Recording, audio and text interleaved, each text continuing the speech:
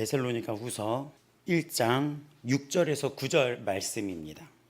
너희로 환난을 받게 하는 자들에게는 환난으로 갚으시고 환난을 받는 너희에게는 우리와 함께 안식으로 갚으시는 것이 하나님의 공이시니 주 예수께서 자기의 능력의 천사들과 함께 하늘로부터 불꽃 가운데 나타나실 때에 하나님을 모르는 자들과 우리 주 예수의 복음에 복종하지 않는 자들에게는 형벌을 내리시리니 이런 자들은 주의 얼굴과 그의 힘의 영광을 떠나 영원한 멸망의 형벌을 받으리로다. 아멘. 데살로니가 전후서는 데살로니가라는 교회에 바울이 쓴 서신입니다. 데살로니가는 3주라는 바울이 잠깐 머물러 있는 동안 세워진 신생교회, 그리고 어린 교회였습니다. 근데 이 데살로니가 교회는 세워지자마자 엄청난 박해에 시달렸었어요. 또 내부적으로는 죽음이라는 헤어짐 앞에 슬퍼하고 있었고 외부적으로는 박해에 있었습니다. 그럼에도 불구하고 믿음 생활을 하는 이 데살로니가 교회를 향해 바울은 칭찬을 아끼지 않았고 소망 가운데 살라고 했어요. 근데 그 소망은 무엇입니까? 주님이 반드시 다시 오신다는 거예요. 근데 주님이 반드시 다시 오신다는 그 소망 앞에 이들이 어떻게 생각을 했냐면 주님이 바로 지금, 바로 내일 온다는 생각에 이들이 혼동을 겪었는데, 주님이 내일 오신다고 한다면 여러분 어떻게 하겠어요? 주님이 내일 오신다 한다면 여러분 직장 갈 것 같아요? 학교 갈 것 같아요? 믿는 자들은 역할이 있어요. 그것도 오늘의 주제에 포함되는 내용입니다. 이 데살로니가 교회는 주님이 오신다고 했더니 일을 안 하는 거예요. 왜냐하면 주님이 오시는데 직장 나가고 뭐 이럴 필요가 뭐 있어. 근데 이러한 일은 우리나라에서도 비슷하게 이루어졌었어요. 예전에 정말 유명했던 다미 선교의 사건, 그때 뭐 주님이 10월이었나 9월이었나 어느 며칠 날 오신다라고 해가지고 집단으로 사람들이 직장도 그만두고 땅도 팔고 다 그랬어요. 근데 그 사건이 얼마나 컸냐면 방송이 중계가 될 정도였어요. 막 가출이 되게 많았었던 신고가 우리나라에 들끓었어요. 자식들이 가출을 했다. 근데 왜냐면 주님이 오신다는 이야기에 학교도 안 다니고 직장도 그만둬 버리는 거예요. 말씀에 뿌리가 없는 열정은 굉장히 위험합니다. 그렇기 때문에 우리가 성경을 알아야 돼요. 그런 부분에 대해서 데살로니가 전서는 정확히 답을 줍니다. 때와 시기에 주목할 게 아니다. 때와 시기를 얘기한다면 위험한 거예요. 성경은 그 때와 시기가 아니라 오늘을 살아가는 성도의 자세, 우린 어떻게 살아가야 하는지에 대해 성경은 말씀하고 있습니다. 이런 상황 속에서 이 편지를 받고 이들은 주님이 오신다니까 우리 일하지 말자, 이런 혼란도 있었던 거예요. 그래서 바울이 다시 한번 이 재림에 대해서 구체적인 말씀을 들려주기에 펜을 드는데 그게 데살로니가 후서예요. 이들은 핍박을 받고 있잖아요. 근데 주님은 오시잖아요. 이들은 기다리잖아요. 근데 그 기다림이 너무 길어 보이는 거예요. 삶이 너무 고통스럽고 힘드니까 주님의 기다림이 너무 멀어 보이는 거예요. 그리고 이러한 질문을 하게 됩니다. 사랑과 용서의 하나님이시잖아요. 근데 그 사랑과 용서의 하나님이 왜 이 악을 당장 심판하지 않으시지? 여러분 살면서 그런 생각 해본 적 있습니까? 악한 사람인데 인스타에 사진을 찍고 웃고 있고 되게 그러면 열받죠.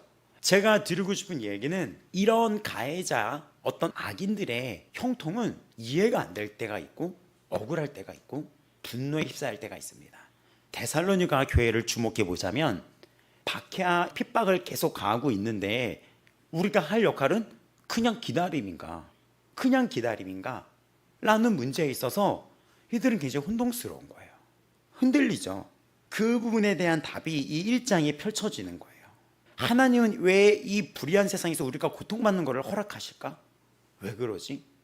이런 부분에 대한 답이 데살로니가 후서에 먼저 펼쳐집니다. 하나님의 용서와 심판은 모순이 아니에요. 이것은 공의 면에서 완성됩니다. 이게 어떠한 얘기인지를 펼쳐보겠습니다. 여러분, 용서가 무엇일까요? 용서라는 게 없던 일로 치자는 걸까요? 없던 일로 치는 것도 맞아요. 덮어주는 것도 맞지만 용서가 덮어주는 게 다입니까? 절대 그렇지 않습니다. 용서는 사랑과 맞닿아 있어요. 예수님이 그냥 다 용서해 주셨잖아 하겠지만 십자가의 용서에는 책임감이라는 게 있습니다. 예수님이 십자가에서 우리를 대신해서 용서하시고 우리 죄를 대신해서 대가를 지불하셨어요. 목숨으로. 그럼 우리가 어떻게 해야 되겠습니까? 왜 살려냈냐고 따져야 되겠습니까? 여러분, 이 차원은 어떤 차원이냐면 영원한 지옥이 있는데 그 불에서 우리를 건져주신 거예요. 그 심판을 대신 당하신 거예요. 여러분, 영원한 지옥이 있어요. 사람은 죽으면 끝이 아니에요. 진짜 지옥이 있어요. 진짜 있어요. 요즘 자유주의 신학이라 그래서 지옥이 중요하지 않다고 말하는 자들이 기독교 방송에 버젓이 등장하고 이런 시대가 됐어요. 우리가 십자가에서 용서받았다는 게 지옥이 있어요. 내가 제일 잘 알죠. 내 추한 죄를. 근데 이 죄를 대신 벌받은 거예요. 심판받은 겁니다. 여기에는 그 용서받은 자의 합당한 삶이라는 책임감이 따릅니다. 우리는 그렇기 때문에 감사를 해야 되는 거예요. 예배를 드려야 되고 주님이 내 삶의 주인이라는 그 고백이 있어야 되는 것입니다. 삶의 우선순위가 영원한 생명 되신 예수님으로 바뀌어야 돼요. 예수 그리스도의 십자가의 용서에는 죄를 그냥 덮어주는 게 아니라 죄가 무엇인지를 알게 해준 은혜가 포함되어 있어요. 지금 제가 뭐라 그랬어요? 용서에는 죄가 무엇인지를 알아야 된다는 거예요. 용서에는 죄가 무엇인지를 알아야 된다는 거예요. 십자가를 알기 전에, 내가 예수님을 알기 전에, 성령을 받기 전에는 아무리 이야기해도 죄가 죄인지를 몰라요. 그게 왜 죄니에요? 죄가 아니래요. 하지만 예수님을 알고 말씀을 알고 십자가를 알게 되면 죄가 무엇인지를 알게 됩니다. 용서에는 내가 잘못한 게 무엇인지 깨달아야지 되는 조건이 필요한 거예요. 어떠한 용서의 관계는 그 잘못한 것이 그 가해자가 깨달아야 되는 거예요. 내가 십자가 앞에 수많은 죄를 졌어요. 예수 그리스도 앞에, 전능하신 하나님 앞에 날 때부터 지금까지 저는 수많은 죄를 졌습니다. 그거를 알아야지 되는 거예요. 그거를 모르면 무슨 예수님이 나를 대신해서 십자가에 돌아가셨어. 내가 잘못한 게 없는데 예수님이 무슨 나를 대신해 돌아가셨어. 내가 지금까지 살인을 했어? 뭐를 저질렀어? 피해를 줬어. 죄를 모르는 거예요. 뻔뻔함이 드러납니다. 가해자가 자신의 잘못을 모르면 뻔뻔함이 드러나요. 우리가 죄를 모르면 십자가 앞에서 뻔뻔해지는 거예요. 여기서 중요한 것, 교회를 다니는데 죄를 계속 져. 부끄러움이 없어요. 그리고 오히려 의도적으로 죄를 져요. 그리고 또 이 말씀을 들었는데 두려움이 없어요. 이건 무서운 겁니다. 로마서에 보면 하나님이 그런 자를 그대로 내버려뒀다고 얘기해요. 그대로 내버렸다는 거예요. 이미 심판이 시작된 거예요. 그리고 또 하나 무서운 거, 우리는 주님을 만나고 예수님을 믿는다는 것을 새롭게 태어났다고 하거든요. 이는 성령을 받았다고 얘기를 해요. 근데 이런 말씀 앞에 전혀 두려움이 없고 죄가 무엇인지를 모르고 의도적으로 계속 죄를 짓고 죄를 짓는데도, 어떤 거짓된 죄를 짓는데도 내가 부끄러움이 없어. 오히려 웃는 사람들도 있어요. 껄껄거리면서. 교회는 이렇게 다니는 거지. 성령을 받지 않은 겁니다. 거듭나지 않은 거예요. 이렇게 얘기하면 너무나 부드럽게 얘기하는 것 같아서 지옥 갑니다. 죄에 대한 두려움이 없고 끊임없이 죄를 짓고 지옥 갑니다. 성령을 받은 자들은 그 십자가 앞에서 잘못됐다는 걸 알아요. 거기에 용서가 이루어지는 거예요. 근데 이 죄를 죄로 알게 된 것을 은혜라고 말을 하는 거예요. 여러분, 가끔 성도님들 중에 내가 예수님 괜히 믿었나 봐, 좀 늦게 믿을 걸, 빨리 믿었더니 이것도 하지 말라, 저것도 하지 말라, 이렇게 얘기해서 불만처럼 얘기하는 분들이 있는데 반대로 생각해야 돼요. 예수님을 알아서 죄를 쌓는 게 아니라 죄와 싸우는 그 신앙이 잘하고 있다는 거잖아요. 예수님을 알았기 때문에 이 자가 죄가 무엇인지를 알고 있는 거잖아요. 죄가 무엇인지. 그 죄와 싸우고 있다는 것은 여러분이 성령을 받았다는 증거이며, 그 죄 때문에 넘어졌을 때 고통스러워한다는 것은 영적인 전쟁터, 지금 최전선에 있다는 것을 의미합니다. 여러분이 죄에서 싸우고 몸부림친다는 것은 성령 받았다는 거예요. 용서라는 것은 이토록 내가 십자가 앞에 죄인 됐다는 것을 아는 거예요. 되게 중요합니다. 예수님과 우리의 관계에서 용서는 무조건적으로 다 덮어주는 게 아니라 그 반대로 죄가 무엇인지를 깨닫게 해줬으며 죄를 드러냈으며, 그 죄에는 심판이 있는데 우리는 그 심판을 나 대신 예수님이 받았다는 그 은혜의 빚진 자라는 것을 기억하셔야 됩니다. 그리고 그 은혜를 알고 살아가는 삶의 방식이 예배, 순종, 감사예요. 선을 행하는 것입니다. 이런 과정을 거치는 것을 성화라고 하고, 때로는 여기에 징계도 있어요. 히브리서에는 하나님이 우리를 자녀로 생각하기 때문에 징계도 주신다는 거예요. 바른 길로 가라고, 예전처럼 살지 못하게. 데살로니가 전서 5장 15절을 보겠습니다. 이런 말씀이 나와요. 누가 누구에게든지 악을 갚지 말게 하고 서로 대하든지 모든 사람을 대하든지 항상 선을 따르라, 이런 말씀이 있어요. 잘못된 거를 그 자가 죄라고 깨닫게 해주는 것이 용서예요. 그에게 기회를 주는 게 용서예요. 감옥 가기 전에 그에게 너의 죄를 알려주는 게 경고가 용서인 거예요. 주님이 오시기 전에 책망해 주는 게 용서의 시작이에요. 그들에게 기회를 주는 거. 그냥 그들이 잘못을 저지른 것을 덮어버린다면 그들은 어떻게 될까요? 그렇게 살아가겠죠. 가끔 성도님들이 어떤 거에 앞에서 그냥 침묵해야지, 아니에요. 예수님은 바리새인들을 향하여 그냥 냅둬가 아니라 독사의 자식들아, 지옥이 있다, 심판이 있다, 이 독사의 자식들아라고 얘기했어요. 근데 그것은, 심판의 이야기는 너는 죄인이야 라고 하는 것은 기회의 시간입니다. 데살로니가 후서에는 어마어마한 경고의 말씀이 나와요. 어떻게 나옵니까? 환난을 받게 하는 자들은 환난으로 갚아버릴 것이다. 너희들을 괴롭혔던 자들은 하나님이 갚아버릴 것이다. 근데 이 갚는다는 표현은 어떤 것입니까? 그냥 이 땅에서의 갚는 수준이 아니라 9절 보시겠습니다. 영원한 멸망으로 너희들한테 갚아버릴 것이다. 근데 이 말씀은 현재형으로 선포되고 있습니다. 근데 환난을, 지금 이들을 환난 속으로 환난을 당하게 공격하는 자들도 이 말씀은 다 공개가 된 거예요. 그들을 향해 선포된 것입니다. 교회를 향해 핍박하는 자들, 너희들 심판받을 거야, 지옥 갈 거야. 이것이 용서의 기회의 시간이에요. 우리가 경고를 하잖아요. 너 한 번만 더 그러면 혼나, 너 그러면 혼나. 그러다 진짜 그날이 오잖아요. 근데 한 번만 더 그러면 혼나 했는데 그걸 안 해버려요. 그러면 그 다음 형벌을 피할 수 있는 거죠. 재판을 받으러 온 사람이 초범이고 이렇기 때문에 다시는 이런 죄를 짓지 말라는 의미에서 형벌을 감해주겠습니다. 그럼 이 사람이 어떻게 합니까? 감사합니다 이렇게 하죠. 근데 다시 왔어요. 근데 어떻게 얘기하는 걸 봤더니, 지난번에 기회를 줬을 텐데 또 한 걸 봤다니 당신은 교화가 안 된 사람인 것 같습니다. 아무래도 벌을 받아야 될 것 같습니다. 세 번째 왔어요. 소리 지릅니다. 10대 청소년을 심판하는, 그 재판하는 판사가 있어요. 어떤 남자분인데 유명해요. 10대 아이들의 폭력 사건을 다루는 판사예요. 근데 할 때 봤더니 학교 폭력 애들이 그 앞에서 벌벌 떨어요. 근데 그 엄마까지도 이 판사가 혼내는 거야. 뭘 모른다고 해서, 우리 애가 그런 줄 몰랐어요. 우리 애가 그런 줄 몰랐어요. 어떻게 모릅니까? 이렇게 소리 질러요. 어떻게 엄마가 돼서 모릅니까? 어떻게 엄마가 돼서 이 아이가 애들한테 담배를 지져버리고 돈을 뜯고 저렇게 지내는데 학교도 안 나가는데 왜 이걸 모릅니까? 부모로서 자격이 있습니까? 당신 때문에 이 아들은 벌 받는 것입니다. 당신도 벌 받아야 돼. 평생 이 아이들 지금 감옥 들어갔다 나갔다 할 텐데 평생 그거 짐지고 살아야 된다. 무서워요. 근데 그 남자애들 막 울어요. 그러니까는 울어도 소용없어 이렇게 얘기하더라고요. 이미 너에게 기회가 3번이나 있었잖아. 근데 또 들어와, 여기를 또 들어와 이러더라고요.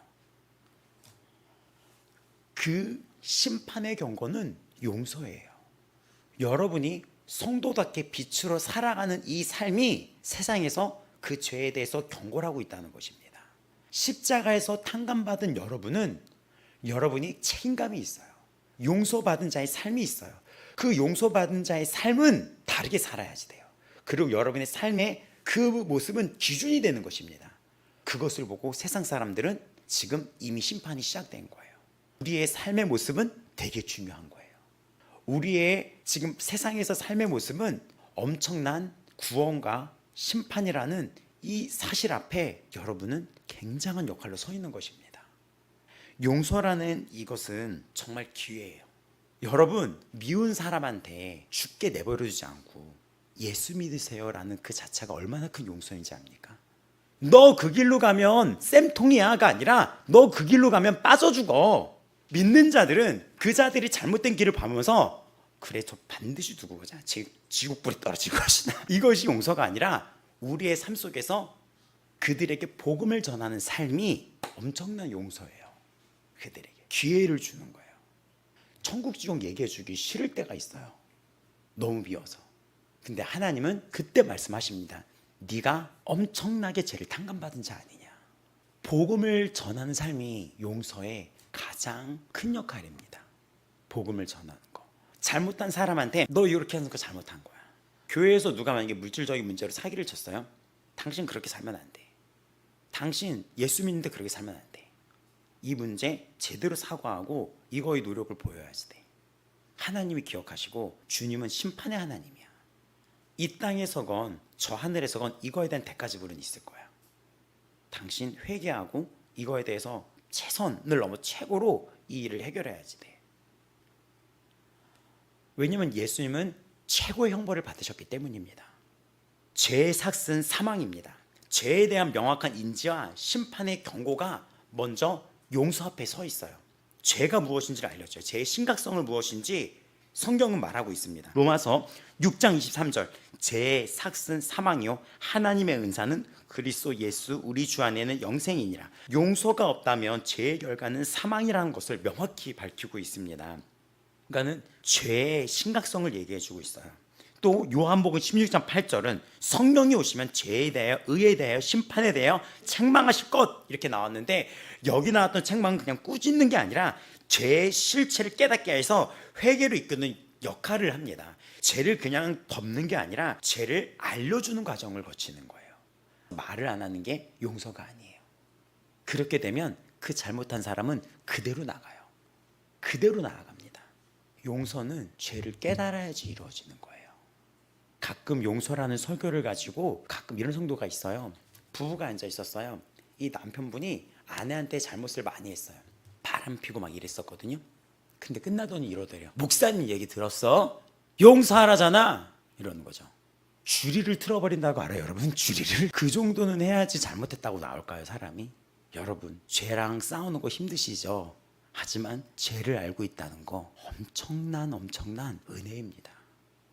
그 죄 때문에 힘들어할 수 있는 거 여러분 살아있는 것입니다. 죄 때문에 힘들어한다는 거 그건 엄청난 은혜예요. 죄 때문에 힘들지 않은 게 문제인 거죠. 십자가의 용서는 죄를 알아야지 돼요. 심판을 알아야 되는 것입니다. 악을 악으로 갚지 말라는 것은 그들에게 가장 이 악한 거에 대한 선은 무엇입니까? 경고죠. 너 그렇게 살다가 죽어. 경고야. 진짜 그렇게 살다가 죽거든요. 교회를 대적하고 성도를 대적하고 하나님의 자녀를 함부로 하고 잘못했는데 뻔뻔하고 그렇게 살다가 죽어. 진짜 악을 악으로 대적하지 말라는 이야기가 아무 말 안 하라는 얘기가 아니에요. 알려주는 게 대단한 용기예요. 지옥이 있다는 걸 알려주는 게 대단한 용서입니다. 대단한 용서예요. 그게 심판과 경고를 주는 게 용서예요. 그 환난 당하는 자들에게 환난이 있을 걸 알려주는 거예요. 그건 무엇입니까? 피하라는 거죠. 불구덩이 있어 그렇게 가다가 그럼 들어가지 말라는 거잖아요. 불구덩이 들어가기를 바란다면 알려줬을까요? 안 알려줬을까요? 안 알려주죠. 그렇게 잘못되길 원한다면 안 알려주죠. 알려주는 거예요. 그것도 여러 차례. 오늘은 기회의 시간이고 여러분은 이 땅의 기회의 기준점이 됩니다. 그 삶이. 용서는 회개를 전제로 한 기회를 제공하는 거예요. 누가복음 17장 3절에서 4절은 너희는 스스로 조심하라. 만일 너의 형제가 죄를 범하거든 경계하고 회개하거든 용서하라. 만일 하루 7번이라도 너에게 죄를 짓고 7번 내게 돌아와 내가 회개한다 하고는 너를 용서하라. 뭐가 들어갑니까? 잘못을 지적하고 알려주는 과정이 먼저 있어요. 너희는 스스로 조심하라. 만일 네 형제가 죄를 범하면 경계하라. 알려주라는 거예요. 그 과정이 먼저 있죠. 상대방이 자신의 잘못을 인정하고 돌이킬 때는 용서가 뒤따르는 걸 보면 무조건적인 용인이나 덮음이 아닌 것을 기억하셔야 됩니다. 다시는 죄를 범하지 말라라는 요한복음 8장 11절. 가늠한 여인을 용서하신 예수님이 나도 너를 정죄하지 아니하노니 가서 다시는 죄를 범하지 말라 말씀하셨습니다. 죄, 정죄, 심판은 뒤로 유보하되 죄에 대한 가르침, 너 다시는 죄를 범하지 마. 기회를 동시에 주시는 용서의 완벽한 예예요. 심판은 너에게서 밀려났어. 다시는 죄를 짓지 마. 기회의 시간인 거죠. 우리는 날마다 기회의 시간인 거예요. 용서를 통해서 관계 회복과 은혜가 연결이 되는데 인간에게 주어진 오늘의 이 시간은 기회라는 은혜의 시간에 있다는 것을 기억하셔야지 됩니다.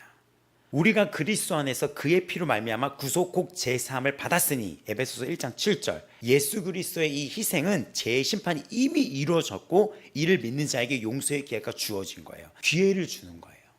심판의 이 기회 앞에 너희들이 알려주는 복음을 전파할 용서받았다는 것을 알려주라는 거예요. 우리가 성경을 보면 뭐를 깨달아야 되냐면 회개를 촉구하는 심판의 임박성에 대해서 성경은 말하고 있어요. 심판이 임박했대요. 그게 누가복음 3장 7절에서 9절에 보면 세례 요한이 이미 도끼가 나무 뿌리에 놓였으니 좋은 열매를 맺지 아니하는 나무마다 찢겨 불에 던져지리라. 이 세례 요한의 말은 하나님의 심판이 임박했음을 경고하고 있습니다. 나무의 뿌리에 도끼가 놓여 있다 이렇게 말씀을 하고 있는데 심판의 철저성 또 긴박성을 의미하면서 더 이상 기회가 없기 전에 회개에 합당한 열매를 맺으라고 강력히 촉구를 합니다. 로마서 2장 4절에서 5절은 이런 말씀이 나와 있습니다. 네가 하나님의 인자하심이 너를 인도하여 회개하게 하심을 알지 못하여 그의 인자하심과 용납하심과 같이 길이 참으심이 풍성함을 멸시하느냐. 다만 너의 고집과 회개하지 아니한 마음을 따라 진노의 날 곧 하나님의 의로우신 심판이 나타나는 그날에 임할 진노를 너에게 쌓는도다. 이 구절은 하나님의 인자하심, 용납하심, 길이 참으심이 회개할 수 있는 기회임을 명확히 알려주고 있습니다. 이 기회를 멸시하고 고집과 회개하지 않는 마음으로 버틴다면 결국 심판의 날에 벌을 스스로 쌓게 된다는 것이에요. 이처럼 성경은 죄를 짓고도 괜찮다라는 안일함을 깨고 용서받은 사람이라면 주어진 기회 속에서 합당한 삶을 살아야 된다고 알려주는 거예요. 그러니까 용서는 책임감이 있다는 거예요. 그래서 구원파가 잘못된 거예요. 용서받았으니 마음대로 살아도 돼. 그래서 이단인 거예요. 성령이 없는 거예요. 성령이 있으면 그렇게 될 수가 없어요. 결론적으로 성경에서 용서는 단순히 죄를 무시하거나 덮어준 것이 아니라 죄의 심각성과 심판의 존재를 명확히 가르쳐줘서 회개에 이르게 하고 예수 그리스도의 은혜를 바탕으로 삶으로 돌릴 수 있는 기회를 베푸는 행위입니다. 기회의 시간, 인내의 시간. 그래서 우리가 복음을 전해야 됩니다. 오늘 본문을 보면 환난을 받게 하는 자들에게 환난을 갚으시고 환난을 받는 너희에게는 안식으로 갚아주신다. 이게 하나님의 공이라는 것입니다. 주 예수께서 자기의 능력의 천사들과 함께 하늘로부터 불꽃 가운데 나타나실 때라고 얘기합니다. 우리에게는 안식을 주십니다. 이것이 공이에요. 하나님을 알지 못하는 자들과 주 예수 복음에 순종하지 않는 자들에게 징벌을 내리신다라고 나와 있는데 이 8절 주목하세요. 8절에서 10절 보고 우리 마치겠습니다. 세상은 신자와 불신자라는 두 종류의 사람만이 존재한다는 기독교의 절대적인 구분을 여기에 제시하고 있어요. 중간지대 없어요. 주님 안에 있고 주님 안에 없다 이거예요. 근데 여기서 헷갈려요. 예수님 안 믿는데 착한 사람들 있잖아. 예수 안 믿으면 지옥 가요? 여러분 지옥 갑니다. 이건 돌려 말할 게 아니에요. 이거에 대해서 그 자유주의 신학자는 지옥은 중요한 게 아닙니다. 그럼 뭐가 중요해? 우리 왜 이러고 있는데 뭐가 중요해? 여러분 사람의 착함은 환경의 기준에 정해지는 거예요. 사람의 선의 기준은 자기의 기준에 따라서 평가를 하는 거예요. 사람의 관계가 얼마나 약한지 아세요? 사람의 관계가 너무나 좋은 관계로 10년을 지냈는데 단 하나 때문에 깨져요. 부부의 관계가 그렇게 사랑해서 결혼했는데 치약을 앞으로 짰네 뒤로 짰네 중간부터 짜야지 뒤로부터 짜야지 이것 때문에 이혼하는 게 인간의 관계의 연약함이에요. 인간의 관계가 이렇게 허술한지 알고 연약한지 알고 계십니까? 근데 어떻게 어떤 행위로서 구원을 받겠습니까? 믿음으로 구원을 받는 거죠. 오두막이라는 영화가 있고 소설이 있어요. 거기서 보면 기가 막힌 장면이 나와요. 첫 장면에 이 남자 주인공이 어렸을 때가 나오는데 그 아이의 아빠가 술만 먹으면 엄마를 패는 거예요. 아들도 패고 진짜 죽여버리고 싶죠. 근데 거기서 엄청난 슬픔이 비극이 시작이 돼요. 아빠가 알코올 중독이잖아요. 술에 농약 같은 걸 붓는 거예요. 저쪽 창밖에서는 밤에 엄마가 막고 있는 것이 실루엣, 그림자, 그 유리창 실루엣으로 보이고 이 아이가 막 울면서 멍든 얼굴로 벌벌벌 떨면서 술병에 막 울면서 뭐를 부어 농약 같은 거를. 그리고 확 눈을 뜨면서 성인이 된 그 남자 얘기가 시작이 돼요. 그걸로 아빠가 죽었는지 안 죽었는지 모르고 그때부터 이야기 시작이 돼요. 어떤 비밀을 갖고 있는 자. 근데 얘는 자기가 죄인이라고 생각을 안 해요. 합당하다고 생각을 합니다.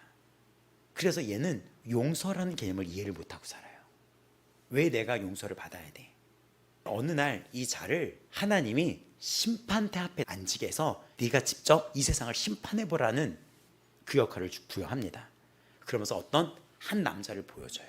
한 남자를 보여주는데 그 남자가 나오더니 어떤 아이를 나무에 이렇게 묶어놓고 자 지금부터 하나씩 세야 돼. 허리띠를 풉니다. 그래서 애가 막 우는 거예요. 그래서 그 남자, 이 아이를 때린 그 남자 누구냐 했더니 딱 봤더니 자기 아빠인 거야. 지옥 가야죠. 저것 때문에 얼마나 고통스러웠는지 아세요? 자세히 봐라. 네 아빠 아니다. 네 아빠의 아빠야. 그럼 맡고 있는 애는 누군가 봤더니 내가 아니라 아빠였던 거예요. 아빠의 어린 시절이 자기보다 더 끔찍한 학대를 당한 거예요. 그리고 애를 이렇게 묶어놔. 나무에 비 오는데 맡고 있는데 오늘 밤은 여기서 지내 막 이런 식으로 울고 가만히 봤더니 때리는 사람이 아빠가 아니라 할아버지였어. 자 심판해볼까? 이러는 거죠. 누가 지옥 가야 돼요? 사람의 선의 기준은 절대적이지가 않아요. 상대적으로 흔들려요. 하나님 예수 그리스도가 공의롭다는 것은 그분이 진리이기 때문입니다. 그분이 진리이기 때문이에요. 세상은 그렇기 때문에 하나님을 모르는 자들과 하나님을 아는 자들로 나누는데 1장 8절은 하나님을 모르는 자들, 이거는 뭐냐면 복음을 듣지 못한 그런 이방인으로 해석이 되기도 하지만 로마서 1장을 보면 그럴 수가 없다는 거예요. 이 일반 계시, 이 자연, 계절이 바뀌는 이 일반 계시를 통하여 하나님이 누구인지 알 수 있었음에도 불구하고 의도적으로 하나님을 인정하지 않았던 그런 모든 불신자를 포함합니다. 또 복음에 복종하지 않는 자들이라고 나와있던 이 구절은 특별 계신 복음을 들었음에도 불구하고 의지적으로 복음을 거부하고 순종하지 아니했던 자들이에요. 바로 데살로니가 성도들을 핍박했던 유대인들, 배교자들을 의미합니다. 복음을 들었고 교회를 다녔음에도 불구하고 순종치 아니했던 자들을 의미합니다. 이 자들을, 이 두 그룹을 묶어서 형벌을 똑같이 얘기하는데 심판의 대상이라고 얘기합니다. 중간지대가 없어요. 복음의 진리 앞에서 세상 사람들이 취해야 할 태도가 절대적입니다. 중간이 없어요, 여러분. 중간이 없습니다. 죄를 덮는 것이 아니라 죄는 심판이 있다는 걸 알려주면서 회개와 바른 행실에 기회를 주는 것을 우리는 오늘 배웠습니다. 또 이거를 통해 우리는 최종적인 심판이 유보되고 있는 이유도 알고 있어야 돼요. 이것은 무슨 말이냐면요, 주님의 오심이 더디 오시는 것처럼 느껴지는 것도 알 수 있게 돼요. 주의 약속은 어떤 이들이 더디다고 생각하는 것 같이 더딘 것이 아니라 오직 주께서 너희를 대하여 오래 참으사 아무도 멸망하지 아니하고 다 회개하게 이르기를 원하시느니라. 베드로후서 3장 9절입니다. 회개의 시간으로 하나님이 기다리고 있는 거예요. 결국에는 우리가 어려움 속에 있지만 우리가 불쌍한 게 아니라 하나님을 모르고 두려움을 모르고 죄를 모르고 행악을 저지르고 있는 그들이 정말 불쌍한 자들이에요. 이 시간이 그들에게 마지막 기회가 될 수 있거든요. 용서는 대가 없는 무조건적인 용인이 아니라 죄의 심판은 이미 예수 그리스도의 십자가를 통해 치러졌으며 영원한 멸망을 피할 길을 우리가 얻었습니다. 모든 이에게 회개의 기회를 주시는 용서의 기간 안에 우리가 있다는 것을 기억하셔야 됩니다. 1장 5절에 보면 하나님의 나라에 합당한 자로, 여기 나오죠. 합당한 자로 여김을 받게 하려 함이니 곧 너희가 그를 위하여 고난을 받는 그 일이라. 우리가 어려움이 왔어도 이걸 견딜 수 있다는 그 자체가 이 복음을 알고 우리가 하나님께 구원받았다는 자의 증거가 되는 거예요. 복종하지 않은 자는 영원한 멸망이고 최종적이고 공의로운 심판이 우리 앞에 놓여 있습니다. 우리는 심판을 피할 수 있는 유일한 길을 얻었습니다. 우리는 바른 행실로, 빛으로 세상을 책망하면서 살아야지 됩니다. 악인에게는 심판의 날이 경고지만 용서받는 성도에게는 주님의 날은 영원한 안식과 영광이 약속된 구원의 완성의 날입니다. 마태복음 25장 31절에서 32절, 인자가 자기 영광으로 모든 천사와 함께 올 때 자기 영광의 보좌에 앉으리니 모든 민족을 그 앞에 모으고 각각 분별하기를 목자가 양과 염소를 분별한 것 같이 하여. 두 개뿐이 없어요. 나뉘는 겁니다. 나뉘는 거예요. 우리 지금 이 데살로니가 후서 어떤 걸 말하고 있습니까? 환난 속에 있는 성도들에게 기회의 삶을 살라고 알려주고 있는 거예요. 힘들어한다고 보는 것이 아니라 여러분은 영원한 안식이 지금 예정되어 있고 여러분을 괴롭히는 그들에게는 악을 악으로 덮지 말라는 말을 지금 고린도 후서랑 연결시키고 있는데 그들에게 따끔하게 경고해주는 기회의 삶을 살라고 하는 것입니다. 죄가 있다면 깨닫게 해줘야지 돼요. 교회 안에서 그래서 치리가 필요합니다. 한국 교회에 치리가 없어졌다는 얘기가 많아요. 그러다 보니까 좋은 게 좋은 거지 라는 것 때문에 그냥 성도들의 무분별함이 교회의 복음을 어지럽히고 있습니다. 성경은 정확히 형제가 죄를 졌다면 그거를 경계, 그리고 권계, 권고, 권면하라고 얘기하고 있어요.